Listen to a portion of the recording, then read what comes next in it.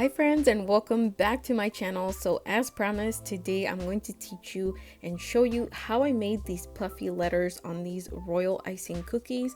I did use two different techniques, so I will be sharing that with you today, including the tips and the royal icing consistency that you need to use. Also, I do want to share with you how I made these little flowers for the cookies. So anytime that I'm making royal icing cookies that require flowers or little bows or decorations, I like to use molds, and I do sell all three of these molds in my Etsy shop. The link will be in the description box.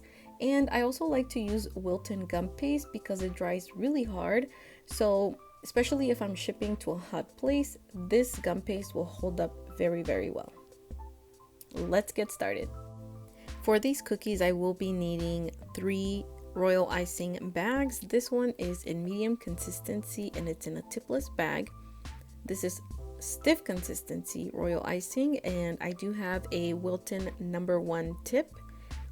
And here's a little sample of how the cookies are going to look once we're done. And I also have a bag of green stiff consistency royal icing to add as my leaves.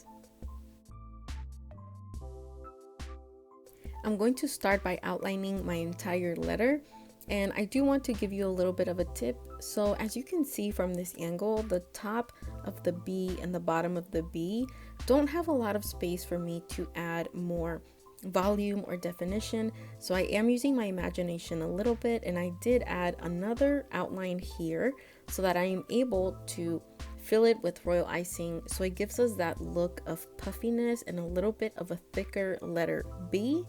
And I do have another video where I've shown you where I get my fonts, and I will list it in the description box below. And I'm also using my Pico projector to make sure that I am able to follow the outline of this letter B. Now I'm going to take my medium consistency royal icing, and I'm going to go ahead and fill in every single one of the little outlines that I did. In this case, I do have 3 outlines, and I'm going to start. You don't have to start in any order, but in this case, I started with the biggest outline, which is the part of the B that is flat, and then both of the curves. Once I do that, I go back with my scribe and I smooth out all of the royal icing that I have on top. And as always, I will leave a link in the description box to my royal icing consistency video so that you know exactly how to make this consistency and how to try this at home. And as you can see, if you do follow my royal icing consistency guide, this icing is very forgiving, so you're able to smooth out any imperfections using a scribe or a toothpick when working with this royal icing. And here's a look at how our letter B turned out. It looks pretty good in my opinion. And now let's get into technique number 2. For technique number 2, I will be working in sections, so I am going to take my royal icing in tip number 1, and I'm going to outline the first part of the B. And then once I'm done outlining that first part of the B, I'm going to take my medium consistency royal icing and simply add a thicker portion on that first curve and use my scribe to spread the icing so that that portion looks a little bit thicker. And I'm going to continue to do the same thing. So first I'll take my stiff consistency royal icing that I placed in a bag with a Wilton tip #1, and then take my medium consistency and add a little bit of a thicker portion on top of that royal icing and use my scribe to spread it.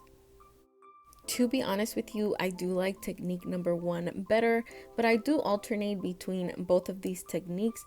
So definitely give both of them a try and see which one is better for you, which one is faster for you. But overall, I do like the look of how both techniques look. I just prefer technique number 1. And here's the final look of how this B turned out. Definitely let me know in the comments below which technique you prefer. Do you like technique number 1 better? Do you like technique number 2? Do you know of a different way to make puffy letters? Don't forget to leave me a comment. Don't forget to like and share this video and subscribe before you go. Tell all your friends about my channel so that we can all learn together. Thank you so much for watching, and I'll talk to you next time. Bye!